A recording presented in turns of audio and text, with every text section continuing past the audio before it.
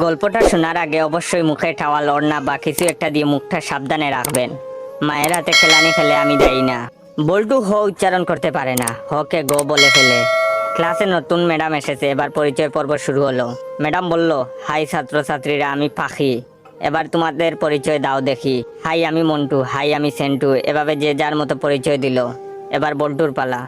বল্টু বলল, গাই আমি বল্টু। ম্যাডাম বললেন, কি বললে হারামি? বল্টু বলল, গাই বললাম, আপনি আমাকে গাই বলেছেন, আমিও আপনাকে গাই বললাম। ম্যাডাম বললেন, কি তোর সাহস কি করে হলো আমাকে গাই বলতে? কে তোকে এসব বলতে বলেছে, বল আমাকে। বল্টু বলল, প্রধান শিক্ষক, তিনি বলেছেন ম্যাডাম এসে সবাইকে গাই বলবে, তোমরাও ম্যাডামকে গাই বলবে। বল্টুর কথা শুনে ম্যাডাম কাঁদা শুরু করলো। এমন সময় পাশের ঘর থেকে হেড স্যার আসলো। হেড স্যার আবার ক বলতে পারে না, ক কে প বলে ফেলে। হেড স্যার এসে বললেন, কি ব্যাপার ম্যাডাম এভাবে পাচ্ছেন যে?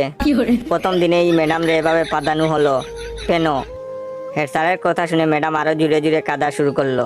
হেড স্যার বললেন, প্লিজ ম্যাডাম, আপনি এত জুড়ে জুড়ে পাদবেন না, আজ আপনার প্রথম দিন।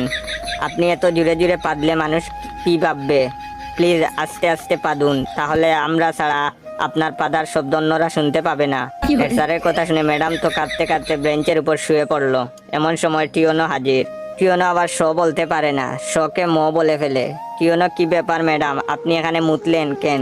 বেঞ্চের উপর মুতলে কি ভালো লাগবে? আপনার মুতার দরকার হলে আমাদের বলতে পারতেন, আমরা আপনাকে বিছানা তৈরি করে দিতাম, বিছানায় আপনি আরামে মুততে পারতেন। এমন সময় শিক্ষামন্ত্রী হাজির।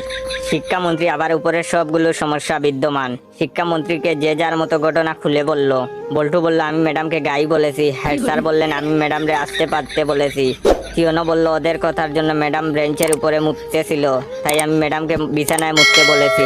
তখন শিক্ষামন্ত্রী বললেন, ও বুঝেছি, গাইটা পাততে পাততে বেঞ্চের উপরে মুতেছে। এটা শুনে